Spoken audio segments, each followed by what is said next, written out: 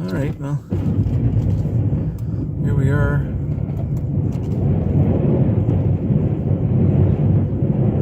This parking lot's a pain to plow. A pickup truck is not the appropriate machine for this because you got to back drag all these corners and the ramps, the loading docks. There's a loading dock at each end. What happens when you back drag? Well, you're driving on the snow, so you're packing it with your tires. When you pack snow with your tires, it forms ice, so you gotta put extra salt down. But it's too small, this site, to put a machine here. It's just the way it is. So when you're bidding on something like this, you got to keep that in mind. Right now I'm driving on fresh fallen snow, so I'm packing it with my tires, and there's almost no way to do it other than that. Okay, but it doesn't take very long to do this place. It's an hour each time it snows. As a matter of fact, by the hour I probably make more money on this site than any of the sites I have. But it's not enough to pay. You can't just do a place like this and you're good for the month. You'd starve.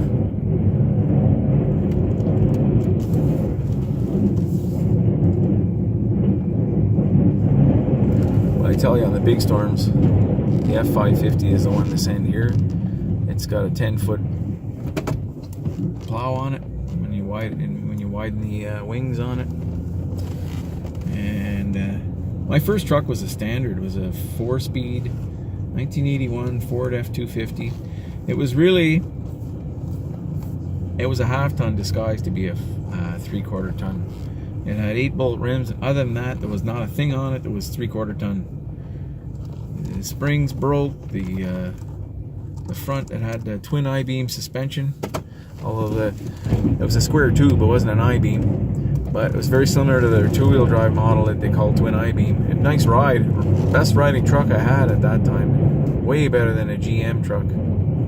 Solid front end. But that broke too. So the weight of the plow was too heavy for it. So after about 4 or 5 years, the whole front axle's cracked. And we spent 2 days welding them back together, which is you're not really supposed to do that, but we did it anyway. I scrapped the truck. And I can't remember what I did. I might have added a bit of metal. But it was not a 3/4 ton. It had a belt-driven JS Barnes hydraulic pump on it, right off the engine. I tell you, it was that's the strongest plow we ever had. If you got stuck in a snowbank, driving into a snowbank, you just angle the plow and the whole truck would move back and forth like a windshield wiper. It would just slide sideways until you got the position where you could get out. And it would lift. That's probably why the front axle broke on it, because it would lift like a bucket full of snow. It would lift the whole snowbank right up. And it would lift the back wheels right off the ground. So I think these electric pumps are way better. They're not near as strong, which means it's way less hard on your truck.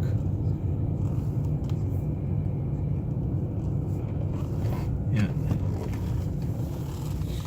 And they're not running all the time. They used to wear out the pump. Yeah, after about a year and a half, 2 years, you had to buy a new pump. And they weren't expensive, those pumps, but when it wore out, what happened was it was too much play, and the seal on the end of it would just pop out, and you'd lose all your oil. So you'd be stuck wherever you were. It was terrible. I think a clutch pump would have been the way to go, but at the time those were ridiculous. They were like $600-700 for one of these electric clutch pumps. So it would only run when you needed to plow. You'd turn on your clutch and the pump would engage, so it wouldn't run. Like, no matter where you're going with that setup we had, the pump was circulating oil all the time. Even if you didn't plow, you drove all the way out to your site for 20 minutes of driving, it would be running the whole 20 minutes. So it would wear out prematurely because it just ran too much. But that's what we had back then. That was installed by the dealer like that. It was a diamond plow. It was a really, really heavy plow. It had the original hoses until the day we stopped using it. And never ever changed a hose, never burst a hose, and never broke anything on that plow. It's exactly the way we still have it. I always plan on putting it on a tractor or something. It would really be perfect on a 6,000 or 8,000 pound tractor, 50, 60 horsepower. It was only 7.5 feet wide, but I think I would weld on about 6 inches or a foot on each end, depending on what kind of tractor you put it on, and just use it, use it like that without really doing anything else to it.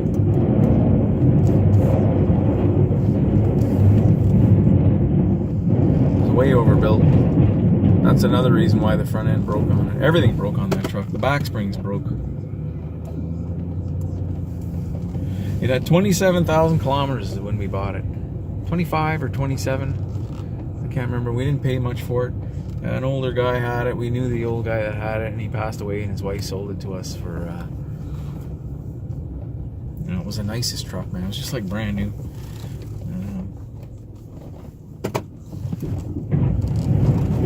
But it wasn't strong. It was not a 3/4 ton. Then I went from that to like the next truck I had was I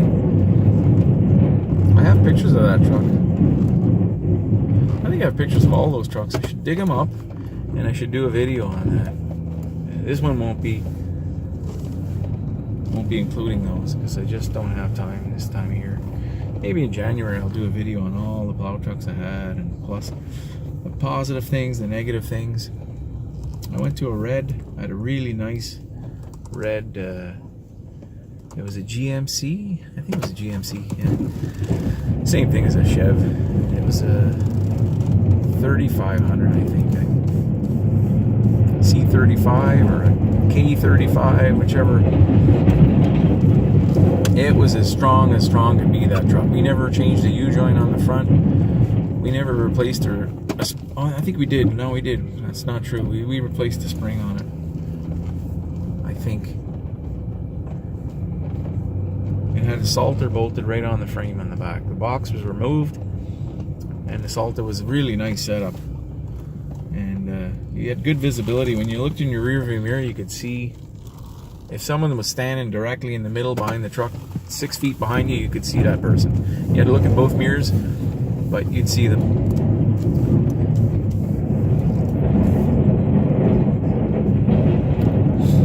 Having a salter just blocks your visibility. You have to use your mirrors.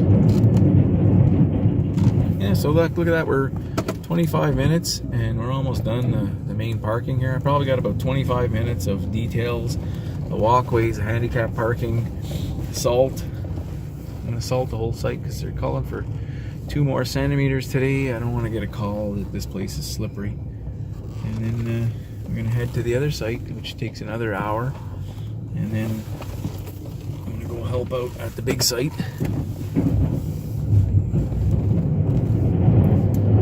It's supposed to get cold too.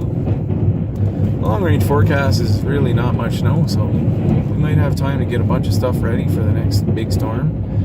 And yeah, we needed a little break because November we plowed, I think for 3 weeks straight we plowed every day. And there's one weekend I worked both Saturday and Sunday, about 6 or 8 hours each day. It was no big panic, but it snowed all weekend, so everything I did on the weekend I had to redo on Monday. This is 3. I checked my.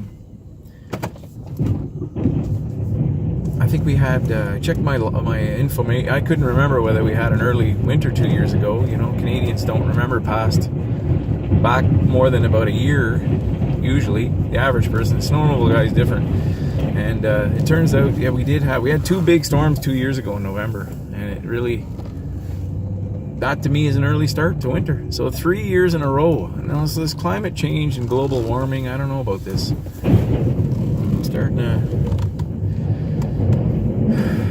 we certainly are having hotter summers, but the winters are just the same as they've always been, or even harsher.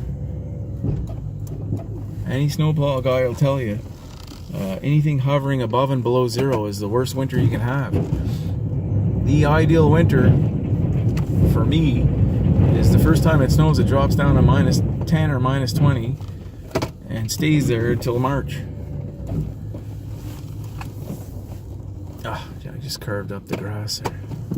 The frost isn't in the ground yet, so I tell you, well, that's not too bad. Just looks bad.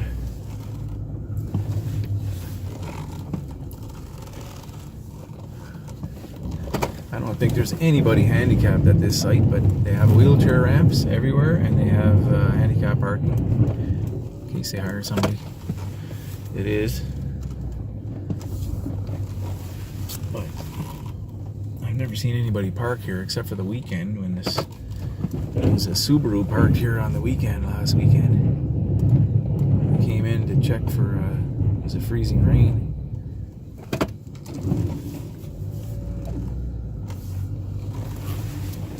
The wind is supposed to pick up today, so this site is terrible for drifting off the roof, and it goes right in front of those garage doors on the loading docks there. You have 6 inches or 8 inches of snow on in front of those doors with a 2 centimeter snowfall.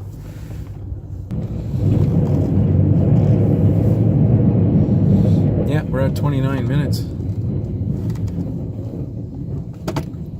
Hoping to be done here in about 15. Actually, I'm hoping 45 minutes tops. I don't have the right plow for this site either. I don't have end plates on my plow because the big site we have has about 1.5 miles. I bet you it has more than that. It's quite a bit of road, so to do roads you can't have end plates. Okay, we're gonna go do the walkways and then